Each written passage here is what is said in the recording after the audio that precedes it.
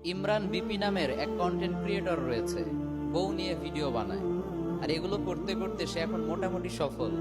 Recently ঢাকার সাভার সেনা কমপ্লেক্সে সে নাকি একটা জেন্টস পার্লারও দিয়েছে। এই কন্টেন্ট ক্রিয়েটর গুলো কিছু টাকা পয়সা হাতে এলেই কেন যে শুধু পার্লার আর সেলুন খুলে বসে আমার বুঝে আসে না। এগুলোর মধ্যে ওরা কি যে পেয়েছে আল্লাহই ভালো জানে। এনিওয়ে, তো ইমরানের উদ্দেশ্যে আমি একটা ইম্পর্টেন্ট মেসেজ ড্রপ করতে চাই, আর সেটা হচ্ছে স্টপ, থামো, অনেক হয়েছে, আর না। পার্লার যেহেতু খুলেই ফেলেছো, এবার অন্তত আল্লাহর ওয়াস্তে বউকে নিয়ে ভিডিও বানানো বন্ধ করো, কারণ ইসলামিক শরিয়া অনুযায়ী এটাকে দায়ুস বলা হয়।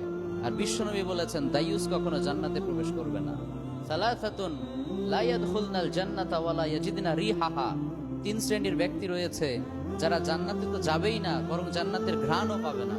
তন্মধ্যে এক শ্রেণীর ব্যক্তি হচ্ছে আদ-দায়ুস আল্লাযী ইউকিররু ফি আহলিহিল খাবাস।